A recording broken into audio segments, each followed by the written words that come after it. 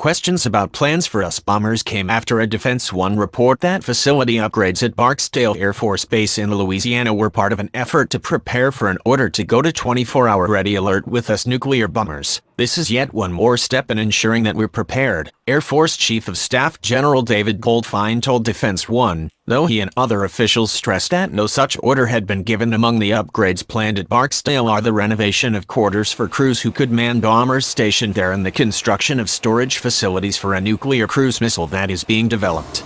The B-52 and the B-2 are the only Air Force bombers capable of carrying out a nuclear attack, while Goldfein is responsible for the Air Force in making sure its forces, including bombers and intercontinental ballistic missiles, are trained and equipped for any scenario. Strategic Command makes operational decisions about US nuclear weapon systems. John Hyten said through a spokesman that he was not currently considering putting bombers on alert. There are no discussions or plans for US Strategic Command to place bombers on alert. Many decisions related to the posture of nuclear forces would come from, or through, a Strategic Command, the spokesman told Breaking Defense.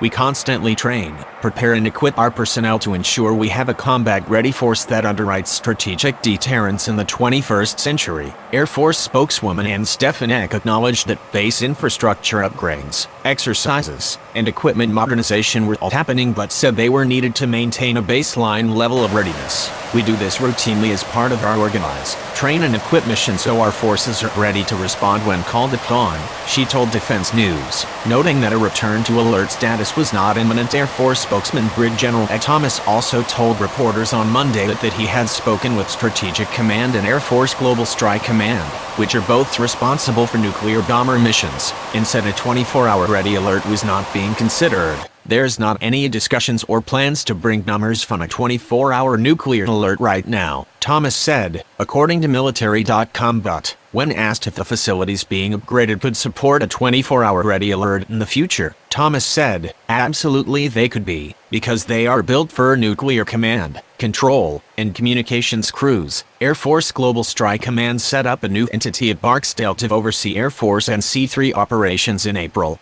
Thomas added that the Air Force routinely upgraded its facilities but didn't say if similar renovations were taking place at other facilities where nuclear bombers are stationed. He added that the Air Force would be ready to discuss going to ready alert status, though he stressed that Strategic Command would be responsible for such a decision. Right now those discussions are not happening. Could they or would we be ready for them? Absolutely, Thomas said.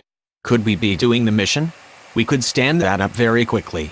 I just don't want to overplay something. The alert facility at Barksdale has been undergoing work since August 2016, and Strategic Command provided some money for the renovations.